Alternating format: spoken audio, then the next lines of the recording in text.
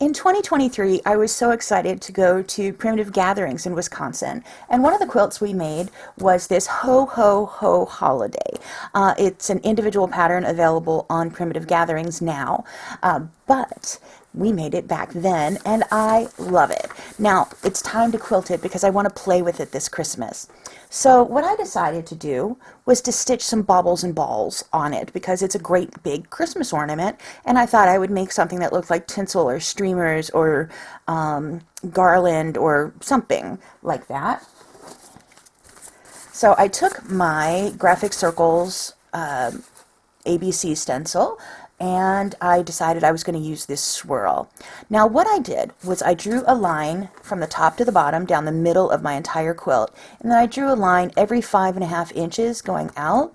Now why did I pick 5.5 inches? Well, because that's how big my ruler was.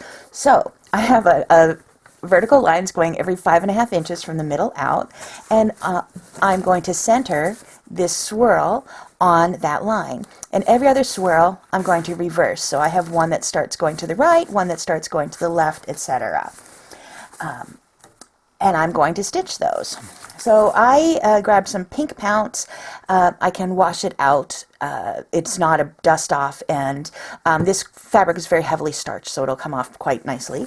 And I stitched my swirls going down my quilt.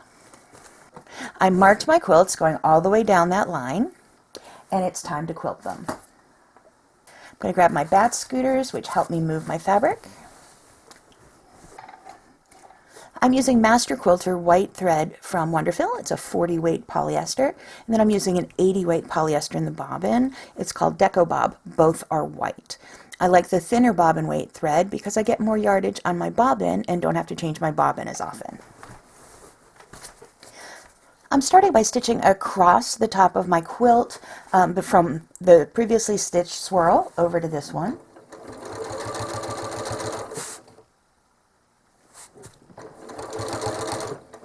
And I'm going to stitch around.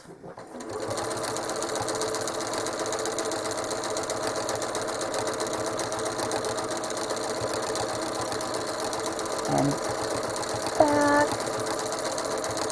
And around. And now I'm going to trace it again.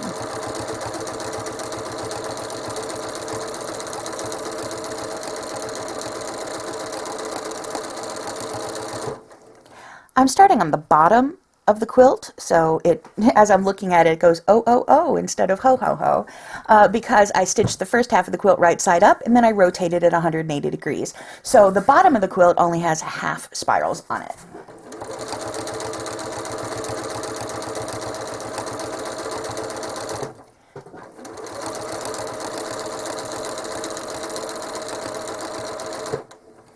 And once I get to my second spiral,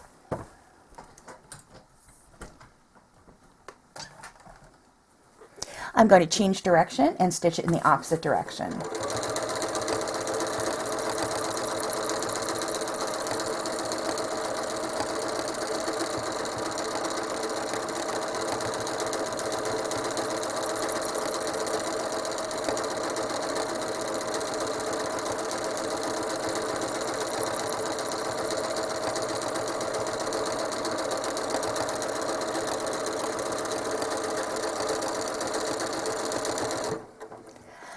Now I'll finish stitching around that spiral to go up to join the next one.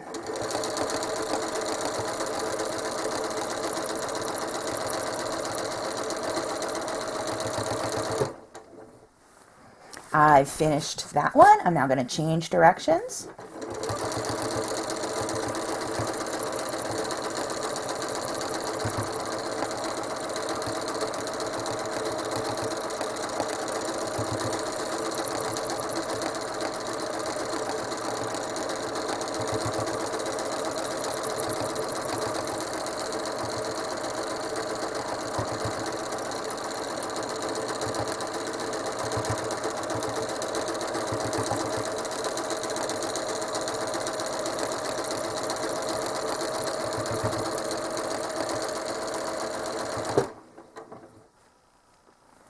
And I'm going to continue stitching those spirals all the way from the top to the bottom of my quilt.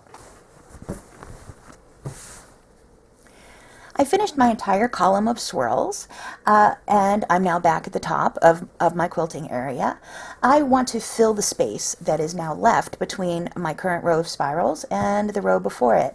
So what I'm going to do is stitch, I'm going to fill in this space with switchbacks, which are just a horizontal line and a curve, a horizontal line and a curve, going back and forth, filling in the space. What that's going to do is make this part of the quilt down. It's going to be flatter, and that's going to leave the spirals to pop up more, and it's going to show a little more on the quilt.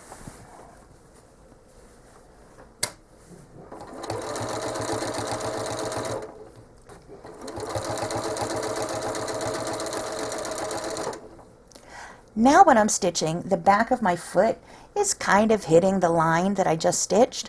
I'm not really too hyper about it. It's just kind of an approximate size.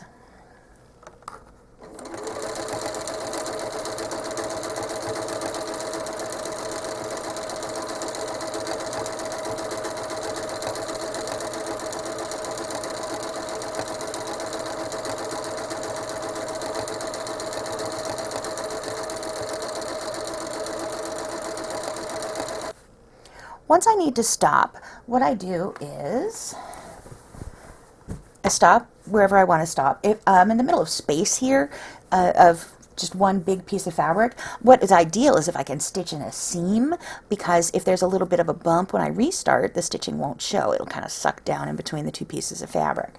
But what I'm going to do is hold the fabric still, push my foot pedal, my foot pedal all the way to the ground, and wait till the needle starts moving. Once the needle starts moving, then I'll move my fabric.